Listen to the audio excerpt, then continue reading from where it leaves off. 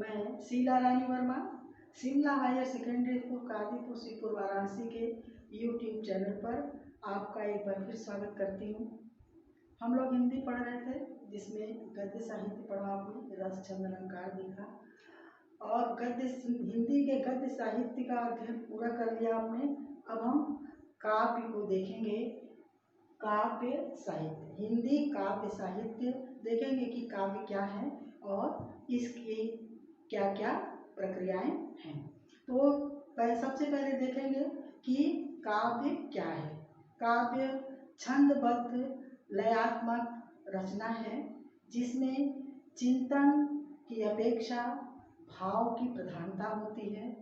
कवि यथार्थ का वर्णन करता है, लेकिन यथार्थ कवि का जो होता है, जो सत्य होता है, वह अन्य सत्य से भिन्न होता है।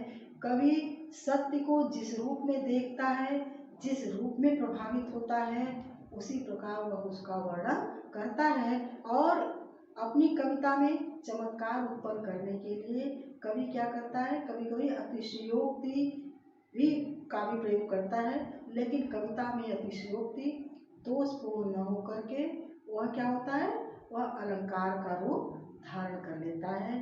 तो काव्य क्या है, पाठक और श्रोता को भाव को आनंदित करता है, मतलब उनके हृदय को आनंद प्रदान करता है।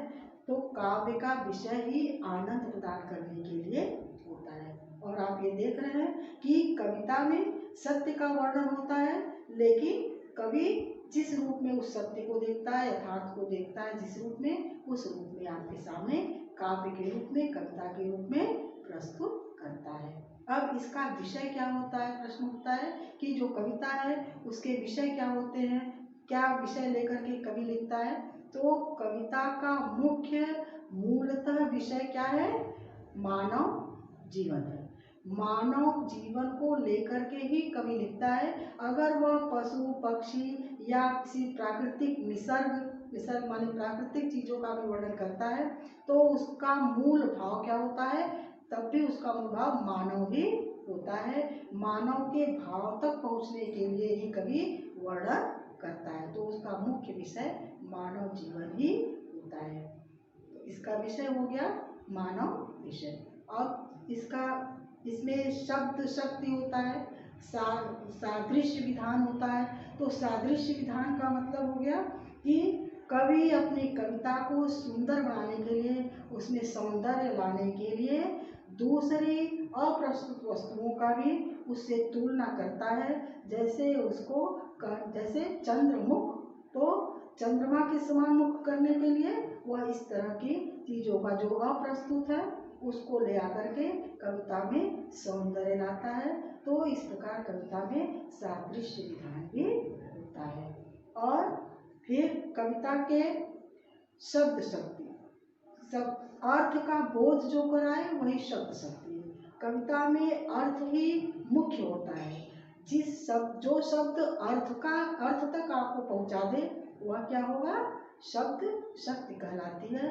तो शब्द शक्ति का, जैसे मान लीजिए कि हम सामान्य रूप से कहते हैं कि हंसने को मानव से लेते हैं, मनुष्य हंसता है, हंसना मानव से संबंध रखता है। और फूल मुरझाने से वास्तविकता है कि फूल खिलता है तो मुरझा जाता है, लेकिन कवि क्या करता है, हंसने को फूल से जोड़ता है और मुरझाने को मुख से जोड़ता है। तो कवि अपने शब्दों की शक्ति से भाव पैदा करता है कि आप इस भाव को समझ जाए कि मुरझाना चेहरे को, मुख को क्यों कवि कह रहा है। तो शब्द शक्ति ही वह माध्यम है जिससे कवि आप तक ये बातें पहुंचा सकता है कि क्यों वह मुख को मुरझाना और फूल को खिलना, हंसता हुआ कहता है। तो शब्द शक्ति आवश्यक होती है कविता में। अब कविता के कुछ सौंदर्य तत्व भी होते हैं। तो सौंदर्य तत्व भाव तत्व होता है, विचार तत्व होता है, नाद तत्व होता है और सादृश्य, वही सादृश्य जो आपने ऊपर देखा, अर्थात अप्रस्तुत योजना का सौंदर्य होता है। तो सबसे पहले भाव सौंदर्य देखें। आपने रस को पढ़ा, प्रेम, वीरता, करुणा, ये सारी जो भावनाएं हैं, यह क्या है, भाव तत्व है। इससे भाव सौंदर्य उत्पन्न करने के लिए आचार्यों ने 9 रस बनाए। उन 9 रसों का प्रयोग करके अपनी अपनी कविता में जिस तरह की कविता लिखेगा उस तरह के स्थायी भाव को उत्पन्न करने के लिए 9 रसों में से कोई कोई रस का प्रयोग करके कवि कविता की रचना करता है। और रस आपने पढ़ा है कि रस क्या है, भाव को उत्पन्न करने के लिए, भाव लाने के लिए, तो भाव सौंदर्य लाने के लिए रस का प्रयोग कविता में किया जाता है। और दूसरा क्या है कि अब नाद तत्व, छंद। छंद आपने पढ़ा है, तो छंद कविता को लय युक्त और तुकबंदी से जोड़ता है।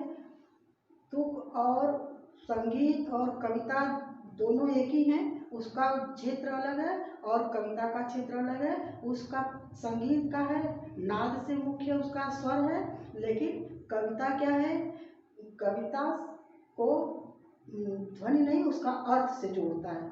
तो छंद का प्रयोग करके कवि अर्थ को से भाव लाने का प्रयास करता है।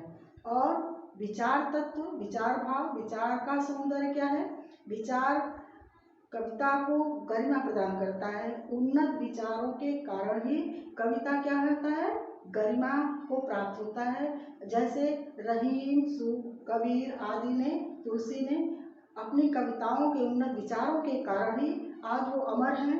उन लोगों ने अपनी नीति की जो बातें कही उसको समाज को उन्नति की ओर ले गया, विचारों को स्वस्थ और सुंदर बनाया, इसलिए आज वो अमर हैं। आधुनिक युग के कवि जैसे मैथिली शरण गुप्त को ले लीजिए, इन लोगों ने भी राष्ट्र प्रेम की कविताएं लिखी, राष्ट्रीयता से भरपूर देश प्रेम की कविताएं लिखी। और आगे जाएंगे जयशंकर प्रसाद, इन लोगों ने सत्य और अहिंसा को लेकर के कविताएं लिखी गई। मानव के जो उपेक्षित वर्ग था उनसे संबंधित कविताएं लिखी गई। तो कविता में विचार जो है वह गरिमा को बढ़ाता है, इसलिए कविता में विचार भाव भी होना आवश्यक है। और अप्रस्तुत योजना को आपने देखा है कि अप्रस्तुत योजना माने अलंकार, और स्वर माने छंद, और भाव माने आपने देखा कि रस। इन तीनों का, चारों का प्रयोग कवि कविता में करता है। और उद्देश्य भी आपने जान लिया कि क्यों रस का करता है, क्यों छंद का करता है, क्यों विचार का करता है, क्यों अलंकार का प्रयोग करता है। और कविता के अब देखेंगे 2 भेद हैं, एक है प्रबंध काव्य, दूसरा है मुक्तक काव्य। 2 प्रकार की कविताएं लिखते हैं कवि, तो प्रबंध काव्य और मुक्तक काव्य। प्रबंध काव्य में 3 आते हैं, महाकाव्य, खंड काव्य और गीतिका, आख्यानक गीतिका। और मुक्तक काव्य में आता है के पद और पाठ्य मुक्तक। इस तरह से मुक्तक काव्य 2 हो गए और खंड काव्य के 3 भेद हो गए। महाकाव्य, खंड काव्य, आख्यानक गीतिका, ये क्या है, ये प्रबंध काव्य के अंतर्गत है। और पाठ्य मुक्तक और गे मुक्तक ये क्या हो गए, ये मुक्तक काव्य हो गए। तो इस प्रकार कविता के भेद 2 हो गए मुख्य, और उसके 2-3 भेद हो गए, और इसके 2 भेद हो गए। अब महाकाव्य क्या है, प्रबंध काव्य में 3 है। जो महाकाव्य है, महाकाव्य किसी महापुरुष के जीवन को, पूरे जीवन को, जन्म से लेकर के जो प्रक्रिया उसके जीवन में हुई और अंत तक की कहानी को कवि कविता के माध्यम से प्रस्तुत करता है। जैसे आप रामचरितमानस को ले सकते हैं, रामचरितमानस महाकाव्य है। जैसे आप कामायनी लिखा गया है, उसमें जयशंकर प्रसाद ने श्रद्धा और मनु को लेकर के पूरे जीवन की गाथा का वर्णन कविता के माध्यम से किया, तो वह क्या हो जाएगा, महाकाव्य हो गया। खंड काव्य में आप तुलसीदास को, तुमुल खंड काव्य को रख सकते हैं। हाई स्कूल में आप तुमुल खंड काव्य को पढ़ेंगे। इसमें खंड एक किसी के जीवन, महापुरुष के किसी एक खंड को लेकर के कविता को कवि लिखता, कविता के माध्यम से उस पक्ष का पूरा वर्णन करता है। कहने को वो खंड काव्य है, लेकिन अधूरा सा नहीं लगेगा।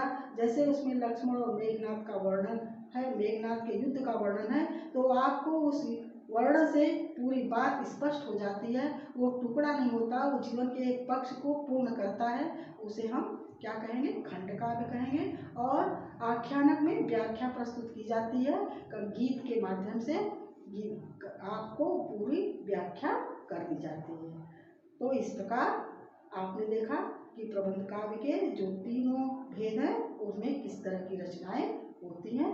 और गेय पद तो गा करके लिखेंगे, कविता को गीत की तरह लिख पाएंगे।